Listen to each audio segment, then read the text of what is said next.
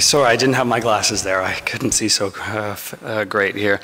Good morning, everyone. My name is Paul Rendek. I'm the External Relations Director at the RIPE NCC. It's such a pleasure to be back here in Oman. The last couple times I've been here on short holidays because I do live in Dubai these days. So it's a quick drive to get here and spend some great time around this country. Unfortunately, this time they've sent me here for work and not for pleasure. But it's wonderful to be back in your country. For all of you Omanis in the room, thank you very much for welcoming us here and for actually having the MENOG meeting come back to your country. So thank you. I'm going to give a short update on the RIPE NCC here, but before I do that, I wanted to say happy birthday, MENOG. MENOG is 10 years old. Wow. When we started this thing 10 years ago, I had no idea where this was going to go. I was somebody who wanted to drive something in the region to get us going onto something maybe regionally here. In my presentation, I'm going to touch on what RIPE NCC, it's just one of the organizations that does internet administration. We do this together with a lot of different industry partners, but I'm going to talk about maybe what RIPE NCC is looking at in the region, because what we're seeing kind of developing is that, great, it's nice to have a regional meeting and for us to all come together at something like MENOG, and that's important because it's important to kind of see what's happening with the countries beside me, what's happening with my colleagues in countries around me that are relevant to my country. That's important, but I don't think we can focus all of our time on that. We have way too much to do in our own countries, and that's what we're seeing happening. That's what the RIPE NCC is feeling from its membership also, so that's something I wanted to share with you today. So. I know that we are going to be celebrating MENOG a little bit later. I think there are some presentations on, from the PC chair, of course, on where MENOG is going. It's changed immensely, and the things that it's doing will be showcased to you, so I won't touch on those, but I did want to say happy birthday to MENOG, and I'm happy that we're here after 10 years. So, and we're celebrating it here in Oman. How lovely. So there's a lot on the cards going on at the RIPE NCC. I'm going to talk about our focus in 2017, formalizing some of our external relationships, looking at regional presence and maybe even local presence, taking the regional to local country presence. I'll give you a little bit of information on resource transfers because that's something that is pretty hot in this region, what's going on with the IPv4 address space. There's much more going on in RIPE NCC than that, but I will concentrate on these pieces. So the membership growth, I've only got one slide here. I'm not even going to go into very much detail here. As you can see, sharply up to the right. It's pretty much the same throughout the whole region of the 76 countries that we service, whether it's Europe or Central Asia, Middle East, the figures of growth pretty much all the same. We're all going up that way to the right. So I didn't really want to concentrate too much on the membership growth. What I can say is that from 2012, until now, look at this, we have pretty much doubled our membership size at the RIPE NCC. But the membership composition is slightly changing, right? And I think that a changing RIPE NCC membership reflects a changing internet environment. I think we need to be careful of that. I think that if you look at from 2012 until now, the new members that we're bringing on board, they aren't the classic ISPs or telco-style companies. We're seeing enterprise organizations coming into this game, right? Banks, these sorts of members coming on board. So the whole portfolio of what we would see our membership and what the membership wants from something like the RIPE NCC or even other industry partners like ICANN or ISOC or what have you, I think even that is changing these days. So this is the slide I wanted to show you. We are now almost 16,000 members of the RIPE NCC. With this sharp growth, as you can well imagine, we've scampered about saying, whoa, you know, what's happening here? Where are the economies of scale for our organization as well and being able to service this boom of the membership? So our focus in 2017, obviously a strong and accurate registry. That is the #1 thing we need to do. We are a registry. We are more than a regional internet registry, but that is the #1 task. We must have an accurate and strong registry. We need to engage with our membership. We have a lot, when we did our last survey, surveying all of our members, all we heard from them is saying, come to our country, come to our country. That's repeatedly was in there, engage with us a little bit more. So we are stepping that up a bit. We are engaging with not only members, but also the RIPE community, also governments, law enforcement, regulators, the whole bit. The stakeholders have changed a little bit in the environment. We are enhancing the RIR stability through good governance and accountability. I think we've seen the IANA transition. Some of you may have followed that. We finished the IANA stewardship transition part. Now everybody's kind of taking a look at their accountability. All the organizations that I'm speaking with are also looking at their governance and their accountability to be able to show what that looks like, right? Well, RIPE NCC is no exception to this. We're doing the same thing. And I think that we want to be leaders in showing how accountable we are and how accountable our community is to what we're doing. I think it's important to show the other stakeholders, like governments and law enforcement, that we have our houses in order. That's very important. And as I mentioned, with this big growth in the membership, we are streamlining our processes, and we're having to look at automation. It's very difficult for us to have a personal contact with every single one of our members, certainly with this explosive growth, right? So our regional presence, what does that look like these days? If we take a look at this, we have some folks based in Moscow, we have an office in Dubai, and we have our head office in Amsterdam. With that triangle and a few kind of staff scattered around a bit, one in London, one in Brussels, you know, we have them kind of around the area. We feel we kind of can cover this region quite well. What are we doing? We're focusing on regional meetings, smaller community events, is what we're seeing happening. Member lunches in particular countries. We're trying to hit each country and pull together whatever members want to come, and just everybody can come to spend some time over a lunch to speak with us and tell us maybe what's going on or what they would like to see from the RIPE NCC. So these have been very popular. Road shows, IPv6 road shows, or teaming up with the likes of ISOC and ICANN and giving other sorts of trainings together. Hackathons, you name it. We're getting into these sorts of things, a lot more local focused. We're supporting NOGs throughout our service region. Anywhere, if the NOG approaches us and says we need some content from you or some resources from you, even funding, for instance, we have set aside some of this to make sure that we can actually support the NOGs. We think this is very important for the community development inside the countries. So, and of course we have ongoing support for ENOG, MENOG, SEC communities. These tend to be, well, we are here at a MENOG meeting. We do the same in the Russia, Central Asia area, and also in the Southeast Europe area. So we are continuing our support here, pulling the folks together when we come together regionally. And engaging with governments and LEAs. I'm quite happy to see that RIPE NCC jumped on this kind of early on in the whole idea of reaching out to different stakeholders. It's taken us quite some time to understand the ways that governments are working or what law enforcements are wanting. We're a very different community than, for instance, the public sector area. So for us to come together, it took us a little while. I think that we're on a nice road of working together, and I think that our engagements have come a long way. So, and the issues that we work on together are obviously capacity building. They are something that is a very big concern for governments and law enforcement. Industry trends and internet development inside the country, and we're happy to partner on all of these issues. And we want to be seen as a center of technical expertise. That's something that we've placed ourselves on here in the Middle East region in particular. It's great to see that we have different stakeholders like governments or LEAs approaching us and wanting a neutral opinion, technical advice inside of their country, and we're happy to give that. So that's something that we're quite happy about. Formalizing our external relations. We see organizations or different areas, sectors. I've pointed them out here. It's not only the membership and the technical community. This used to be the area that we engaged in the most, but now we're moving on into all different industry groups, public regulators, and as I mentioned, law enforcement agencies, academic institutions.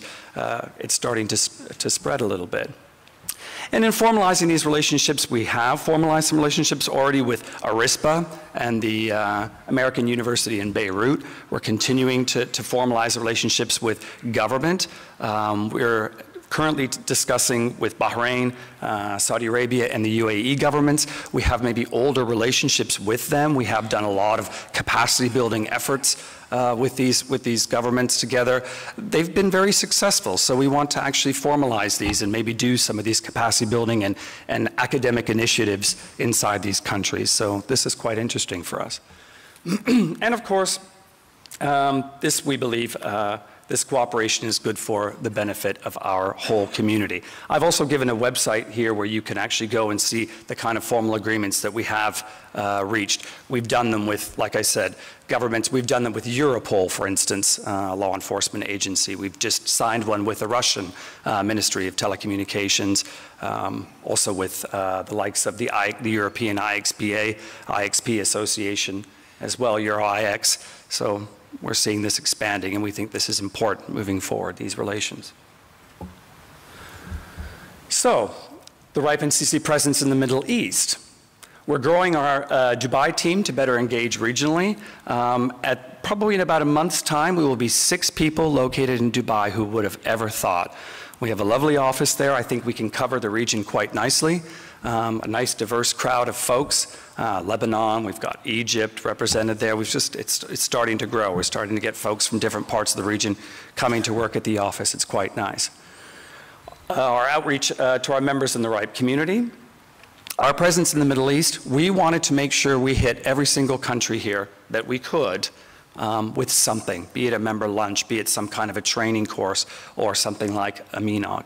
We've managed to hit every one of them so far, all the 14 countries in our service region here. And where we couldn't travel, we actually pulled those members somewhere where we could get them. So the Syrians, we pulled them over to Beirut. We had about 20 Syrians come over. It was a fantastic event. A good portion of our membership came that way. Also, the regulator came. The ministry was around. It was a very, very successful meeting for us in Beirut. We met the Iraqis in Amman. We also met the Yemeni folks, members in Amman. That's great. We couldn't actually go to their country, but we managed to pull them somewhere else where we can engage with them. This is very important for us, to engage with everyone equally, right? The only country that we still have yet to hit is Palestine. We have done some things with the Palestinians, but we wanted to go to their country. It's not that we didn't want to go there, but at the time they said maybe it would be better if we would go at another time. Well, that time has arisen. We have made the bookings, and we will be going to Palestine as well. That's the last one that we're hitting, so we're quite happy about that as well. The academic sector, I think we have to realize that we kind of sprung from that academic sector. We have a natural history there. We want to make sure that we keep those ties. So we have something called the RIPE NCC Academic Initiative. We're springing that out of the region here. We have visited 3 countries so far. We visited universities in. That's Saudi Arabia, UAE, and Oman so far. But we will be expanding that. We will be coming around to the universities in your country soon, I'm sure. It's been fantastic to see what the young people of this region think about when we talk to them about kind of internet administration and where RIPE NCC fits into the fold and kind of how all of this is moving. They're very engaging, and they are your future, so we think this is very important. Capacity building. As I said, we're teaming up with governments and industry partners. Capacity building is the word of the day in this region, and that's great. I think we need to make sure that we keep this moving and that we have those partnerships so that we can get the trainings moving. You know, teaming up with government has been very successful for us in providing a whole bunch of different kinds of workshops, so we're happy about that. And the banking sector has woken up inside of this region. So far we've been to Bahrain, we've been to Jordan and Lebanon, where we've brought pretty much all the major banks together into a room, and we discussed what their issues are, what their networking issues are. Things like V6, security, big, huge issue, security. We all know that that's a big buzzword today. Well, these folks aren't really a classic part of our community, so they're kind of also finding their bearings as network operators, because they are, these days, network operators. A little bit more about our presence in the Middle East. I don't know if any of you in the room, or some of you may know this, of course. We pioneered the MENOG IPv6 Roadshow in this part of the region, but we also pioneered the RIPE NCC Train the Trainer program in this region. How cool is that? I'm actually very impressed with that because we are now exporting the roadshow and we're exporting the train the trainer from here to other parts of our service region. It's nice to see us exporting some stuff out of this part and being leaders in this space. So I'm happy to see that, you know, these programs are very successful here. In fact, I believe we are bringing on somebody from one of the Train the Trainer courses that we had onto our staff at the RIPE NCC. So I can tell you that these things are successful. Somebody's even managed to land a job in our company after having followed one of these courses. So I know that the Central Asian part of our service region and Russia is very interested in particular in these two styles of workshops or courses, training courses. So we're looking forward to getting these up in that part of the world. So we do have our office from Dubai working with the folks that we have based in Moscow to get this up and moving. So I think we can be proud here that we've got something that we've done here with our presence. So moving on, transfers within our service region. I'm just put up this slide just to let everyone know kind of what's been happening with the transfers. Obviously they, you know, started to take off in 2012 when we ran out of the last bit of the free pool of our IPv4 address space. They peaked so far in 2015, boom, transfer in 2016. So how does this look actually? Okay, fine, these are transfers within our service region. It looks something like this. There really isn't even a trend here. I think what you see is when you see the big spikes, you just see a very large block of address space that was transferred at any one time. So there isn't anything of a trend to see here. I just wanted to show you the figures that yes, the transfers are taking place. And this is a region where we're seeing a net flow of addresses coming in to this part. And I can actually show you a little bit about what that looks like here.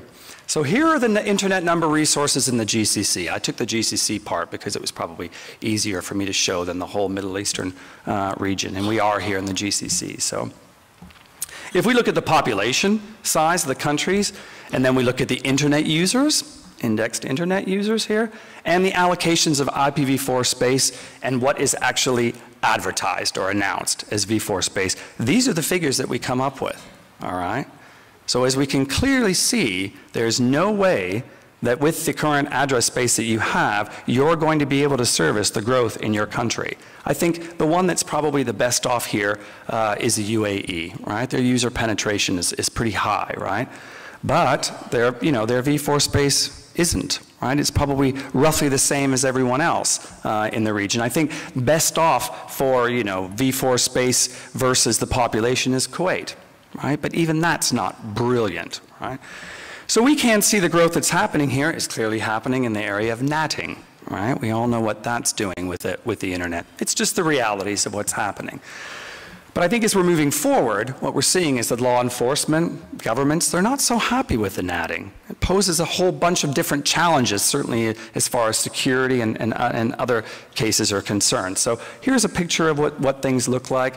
Let's see what's going to happen with the region moving forward. But certainly there's going to have to be some changes in people moving to IPv6. Okay, we have a RIPE meeting coming up just in a few weeks' time in Budapest. So I'd like to welcome all of you to join us in Budapest. I'm sure that we will have a bunch of folks from all over the service region coming there. So we welcome you to that. There's also a general meeting which is an important thing to note here. That takes place from the 10th to the 12th. The physical meeting is on the 10th, and then the meeting is open until the 12th because there's voting from the 10th to the 12th. Our members are invited to, of course, vote on the charging scheme, right, for our organization moving forward. There are 3 seats on the board that need to be filled, so those need to be voted for. And we will be discussing the annual report, which is something that the membership will, of course, take a look at and see how RIPE NCC is doing over the last year. So please vote and register. If you cannot attend in person, you can vote remotely. So your vote counts, and we'd like to see the votes from this region coming like everywhere else, right? So probably equally or more important is a fellowship program that's finally back on the table at RIPE. Years ago, I wanted this fellowship program to come in, and we flip-flopped around on it. It didn't quite go, I guess, as we planned. It's back on the table again, and we have it. It's there. We now have a fellowship for attending RIPE. Very important, because some folks can't afford maybe to do the trip to RIPE, but it's important to get folks from all over the region coming there. Personally, I think this is a wonderful program, and I would love to see a lot more funds going in there so we can bring a lot more people together. That's the important thing about keeping the community together, right?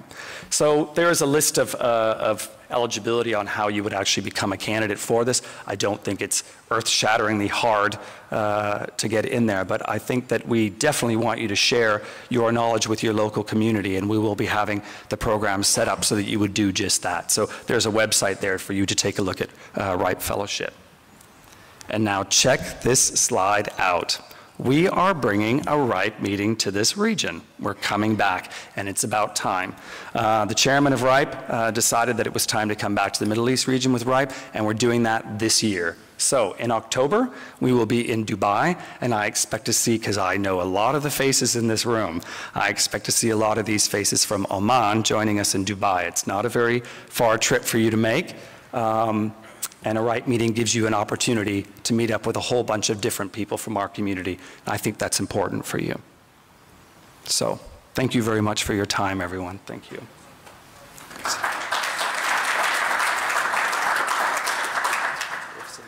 If any questions, I'm happy to take them now or at another time. Yeah, thank you. Thanks.